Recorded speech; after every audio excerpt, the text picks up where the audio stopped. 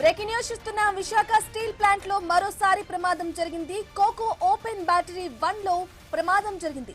ఈ ప్రమాదంలో ఒకరు మృతి చెందారు, 4 కార్మికులకు గాయాలయ్యాయి. ఇక బ్యాటరీ 1 లో గత 2 ఏళ్లుగా ఎలక్ట్రానిక్ బస్ బార్ పనిచేయలేదు.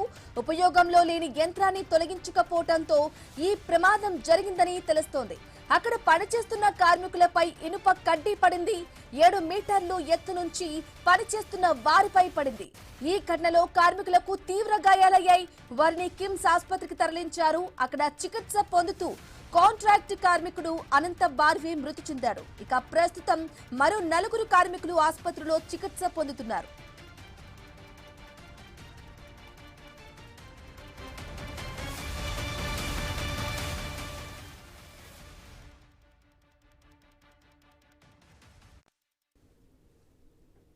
విశాఖ స్టీల్ ప్లాంట్ కి సంబంధించిన బ్రేకింగ్ న్యూస్ చూస్తున్నాం. స్టీల్ ప్లాంట్ లో మరోసారి ప్రమాదం జరిగింది. కోకో ఓపెన్ బ్యాటరీ 1 లో ప్రమాదం జరిగింది. ఈ ఇన్సిడెంట్ కి సంబంధించిన కంప్లీట్ డీటెయిల్ మా ప్రతినిధి రాజు ఫోన్ ద్వారా అందిస్తారు.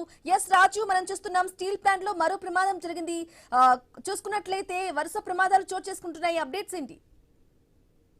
విశాఖ ఉక్కు కర్మాగారంలో ప్రమాదం అయితే చోటు చేసుకుంది. ఈ రోజు కొన్ని గంటల క్రితం అయితే కోకో ఓవెన్ లో ఉన్నటువంటి బ్యాటరీ 1 లో ఈ ప్రమాదం అయితే చోటు చేసుకుంది. ఇక్కడ గత 2 సంవత్సరాలుగా నిరుపయోగంగా ఉన్నటువంటి ఎలక్ట్రికల్ బస్సు అయితే దాని నుంచి ఒక ఇనుప కడ్డీ అయితే కిందకు పడిపోవడంతో అది అక్కడ పనిచేస్తున్నటువంటి కార్మికుల మీద పడడంతో అయితే ప్రమాదం చోటు చేసుకుంది. ప్రమాదంలో 5 కార్మికులు అయితే గాయపడ్డారు. అందులో ఒక వ్యక్తిని ఆసుపత్రికి తరలిస్తుండగా మార్గ మధ్యంలోనే చనిపోవడం జరిగింది. మరి చనిపోయిన మృతుడు అయితే కాంట్రాక్ట్ కార్మికుడు అనంత బార్వేగా అయితే గుర్తించడం జరిగింది. మిగతా 4 కూడా స్థానిక ప్రైవేట్ ఆసుపత్రుల్లో అయితే చికిత్స అందిస్తున్న పరిస్థితి కనిపిస్తుంది. ఇక్కడ నిరుపయోగంగా గత 2 సంవత్సరాలుగా ఉన్నటువంటి ఎలక్ట్రికల్ బస్సుకు సంబంధించినటువంటి పార్ట్లు ఒక్కొక్కటిగా పాడైపోవడంతో ఈ ఒక ఎత్తైన ప్రదేశంలో ఉన్నటువంటి ఆ బారు నుంచి అయితే ఇనుప కడ్డీ కిందన పడిపోయినట్టుగా అయితే కార్మికులు చెప్తున్నారు. దీంతో ఈ ప్రమాదం చోటు చేసుకుందని చెప్పవచ్చు. ఏదో నిరుపయోగంగా ఉన్నటువంటి ఎలక్ట్రికల్ బస్సును అయితే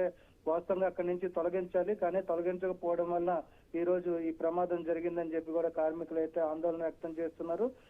తరచూ చూసుకుంటే విశాఖ స్టీల్ ప్లాంట్ లో వివిధ విభాగాల్లో అయితే ప్రమాదాలు చోటు చేసుకున్నాయి. ప్రతి పనిలో కూడా ప్రాణాలు అరచేత పెట్టుకొని డిపార్ట్మెంట్ లో కూడా పనిచేయాల్సిన పరిస్థితి ఏర్పడుతుంది. ఇందులో ప్రధానంగా కాంట్రాక్ట్ కార్మికులతో పాటు పర్మనెంట్ కార్మికులు కూడా ప్రాణాలు కోల్పోవాల్సిన పరిస్థితి ఏర్పడుతుందని చెప్పి కార్మిక సంఘాలు అయితే ఆందోళన వ్యక్తం చేస్తున్నాయి. ఈ ప్రమాదానికి సంబంధించి కూడా మృతుడి కుటుంబానికి అయితే సమాచారం ఇవ్వడం జరిగింది. మిగతా 4 కూడా ప్రైవేట్ ఆసుపత్రుల్లో చికిత్స పొందుతున్నారు. వాళ్ళ పరిస్థితి కొంత మెరుగ్గా ఉన్నట్టుగా అయితే తెలుస్తుంది. బ్రాహ్మణి.